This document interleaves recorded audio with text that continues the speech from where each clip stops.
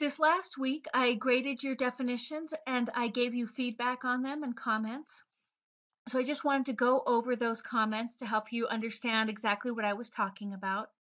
Now, first of all, find out, what my feedback was on your paper. You come down here to grades. And as we will see, this test student is not doing this well in this class. The only thing they've turned in is a definition of religion. Oh, and they got a 0. All right.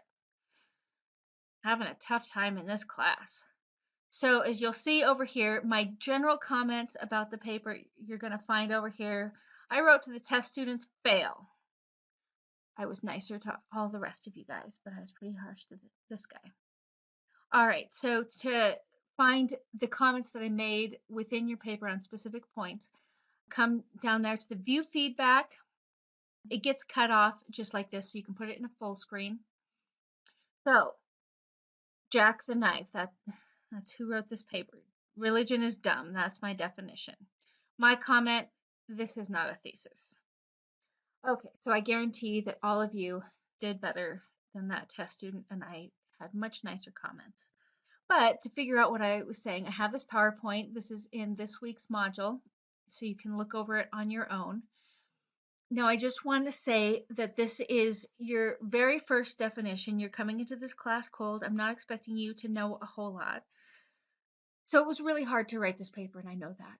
We're going to come back and revise this paper. So if you didn't get the grade you wanted, follow my feedback, revise where I've made suggestions. If you don't understand, of course, contact me. Hopefully this will clear up some of those comments. And this first definition is only worth 50 points. Your next definition is going to be worth 75 points. So if you've made significant improvements, it will really kind of offset maybe a disappointing grade on this one. And then your last one, I think, is 110 points. And the other two are worth significantly more. The first comment that I probably made was about a thesis. Now, don't feel bad if I commented on your thesis. Almost everybody's thesis has room for improvement. It's one of the more complicated parts of writing a paper, but a good thesis really sets you up for a strong paper. So some of you might be going, well, what exactly is a thesis? That is going to be the central idea of your paper. Think of a thesis as a kind of roadmap. It's going to tell me exactly where you're going in the rest of the paper. Now, for this particular paper, your thesis is about a 1-sentence summary of your definition, and it's going to include the main points that you are going to make about religion. So I think religion is a belief in a higher power, requires rituals, and whatever, community, whatever else, whatever you identified as the characteristics of religion, that all needs to be in your thesis. And then in the body of your paper, each paragraph needs to relate to an idea back in that thesis. So you're going to expand on each of those ideas. Tell me what a higher power is. Tell me what rituals are. Use examples from what we've studied. But all of it needs to relate directly back to your thesis. Now, if you put an idea in and you're like, oh, wait a minute, that's not in my thesis, either go back to your thesis and revise and put that in, or else think about, well, maybe that's not really central to my definition. I'm kind of going off on a tangent here. So you're going to have to make those decisions. I have a couple of thesis examples right here. You can look over them yourself, but you're going to see that they have some specific ideas that to talk about in the body of the paper.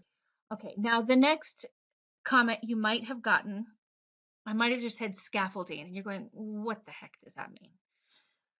So when we're building a building, you need a scaffolding.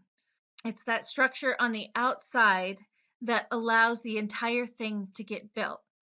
But it's not part of the final building. You take it down after the building. You needed it to build it. You've got to take it out when the building is done.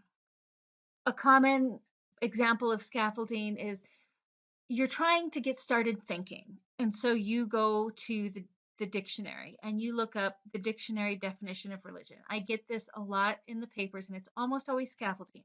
It gets you thinking. It's a great place to start, but it's not actually the definition that you're working from. that helped get you thinking, but you move on from it. So take that out. It was just scaffolding. Another way to think about it is, if I say scaffolding is kind of like a warm up. You're going to play a basketball game, so you need to warm up your muscles. You do some jogs around the court, you do some stretches, whatever you do to warm up those muscles, but that is not your game. So that I don't want to see that warm up in your paper. It's necessary, but it's not part of the final paper. Okay, so I have a couple of different scaffolding examples here. These are types of things, yep, got you thinking, but it's not really part of the main idea. So you guys can look these over yourselves. Okay. Now, the next point that I want you to make is support, support, support. A lot of times you'll put an idea forward, all religions have a higher power, and then move on. Nope, you got to show me the higher power. What is it? Give me some examples from some specific religions. What is the function of that higher power? Why do you think that's central to your definition of religion? So always use support.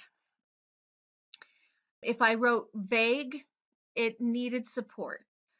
So in your next definition, support is going to be so important, because for the first revision of your definition, that's going to be your midterm, and it's going to show me what you've learned in this class up until that point. So I'm going to be looking for support from the religions that we've studied. And then the last revision is going to be your final. So again, show me what you've learned. Give me examples from all the different religions that we've studied. I have here is an example of a well-supported paragraph. I'm going to let you look through it. Another example, just to give you an idea of what I'm looking for when I mean examples, when I mean support. Okay, and so the very last thing is, please be sure to proofread. We think we know what we've written, but we go back and write it and we realize, you know what, our fingers had a mind of their own and they typed something else. Or I was thinking so hard that I have this run-on sentence. And if you're going, what is a run-on sentence? Well, might be a good idea to go to the Writing Center. They can help you with things like grammar. I don't grade specifically on grammar and points of clarity, but if I'm working really, really hard to just understand what exactly you're meaning, then that is going to reflect in your grade. So the Writing Center is a great resource. We can always talk about your definitions at any time at any one of the conferences. Look for the times of the conferences in the weekly announcements. And just make sure that you've proofread. Now, in your next revisions, I am looking for changes based on my comments. And if I have already commented on something and I see that the exact same mistake is in the next revision, I start to get cranky, and you are not going to like me when I'm cranky. So I want you to make changes based on the comments that I've made. And if you can't understand my comment, then please get a hold of me. I'm totally happy to work with you on making changes to your revisions. So good luck. And I do want to let you know I saw a lot of good thinking in your last definitions, and I look forward to seeing how that thinking evolves throughout the semester.